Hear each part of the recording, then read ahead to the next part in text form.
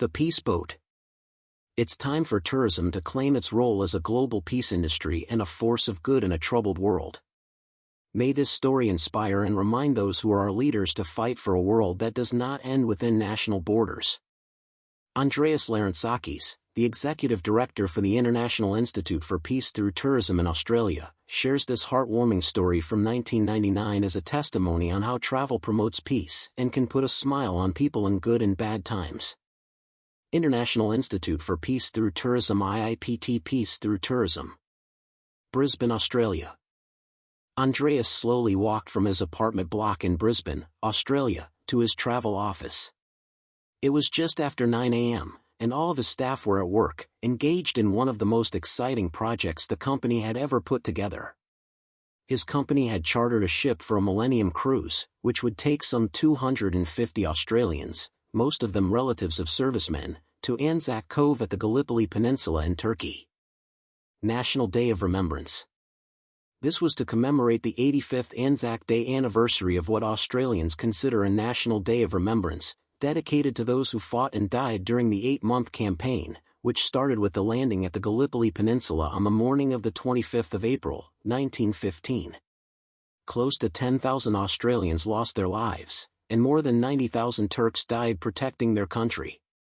Remembrance Day, Australian War Memorial. The Australian War Memorial commemorated Remembrance Day 2024 with the national ceremony on Monday, November 11th.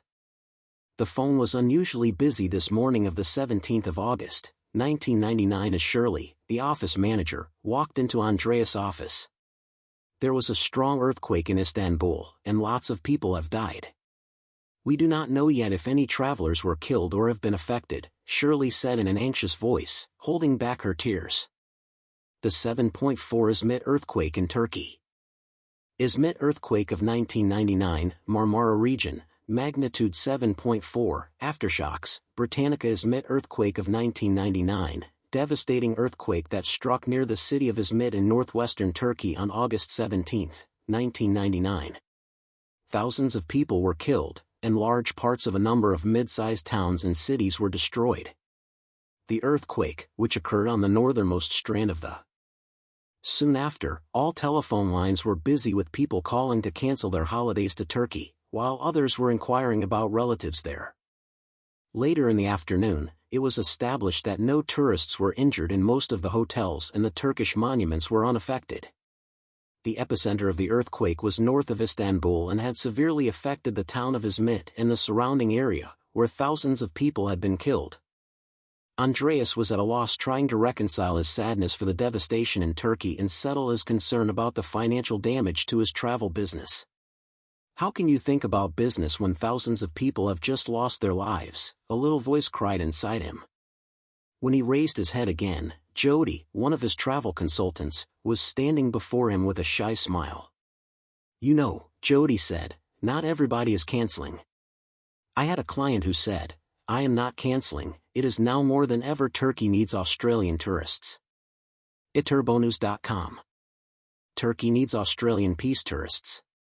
In a flush of inspiration, Andreas picked up his phone to call his PR company. Please write this title down, he said to Satu, his PR consultant. It is now more than ever that Turkey needs Australian tourists. Compass Holidays commits $10 for each person who travels to Turkey in 2000. All monies collected will go towards the people affected by the earthquake. Please prepare a press release, he continues with urgency.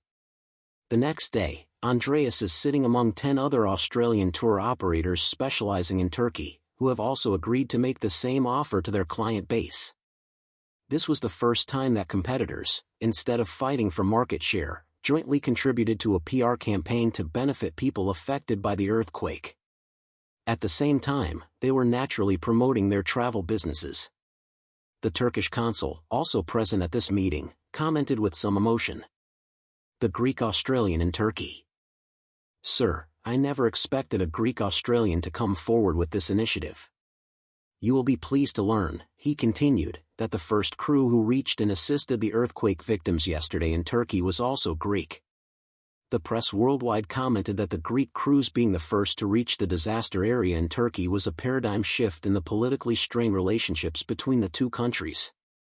Arcadia cruise sailed. The Arcadia cruise ship sailed leisurely into the Dardanelles with 240 Australians quietly watching the coast where over 100,000 people lost their lives 85 years earlier. Their solemn, reflective faces were a poignant contrast to the rugged coastline, which had borne witness to the loss of life of thousands of young soldiers. It was a beautiful spring morning on April 23, 2000. 2 days later, on the April 25th, all of the people on board would participate in the dawn service marking the 85th Gallipoli commemorations. However, not everybody was on deck.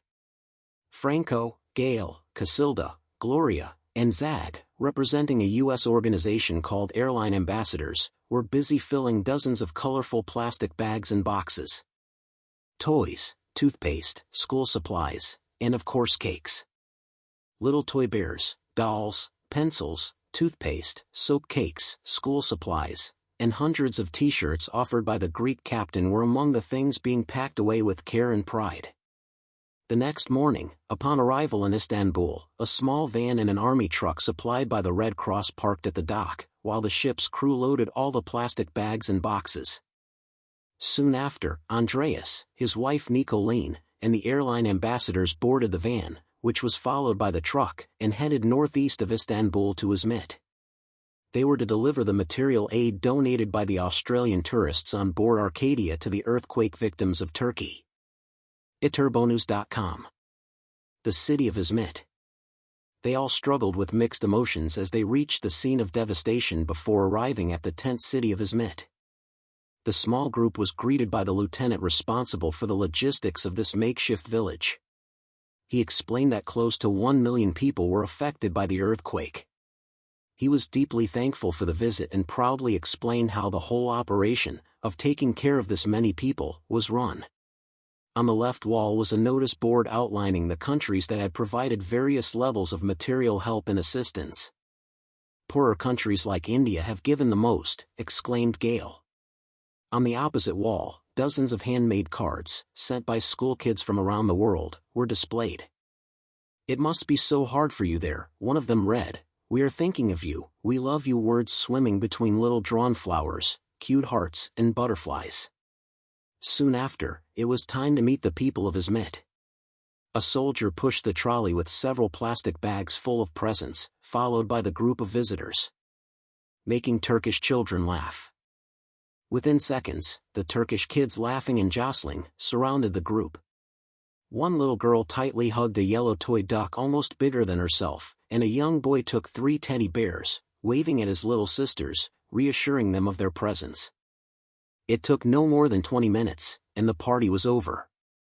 Kadir explained to the group that the rest of the supplies would be distributed more systematically later. A Turkish woman waved at Andreas to follow, and soon the group found themselves in the village coffee shop. Half an hour later, the kids reappeared with their local teacher, who explained in English that they had made presents for the visitors. "We have taken away with us so much more than we brought." As the little van pulled away, followed by the kids, everyone was affected and humbled by this experience. "We have taken away with us so much more than we brought," murmured Franco of Airline Ambassadors, reflecting everybody's feelings. That night, as the ship sailed away from Istanbul, Andreas was on deck enjoying the quiet of the evening, and as he gazed at the sky, he remembered what he had read in a book some time ago. "Shoot for the moon. Even if you miss, you will land among the stars."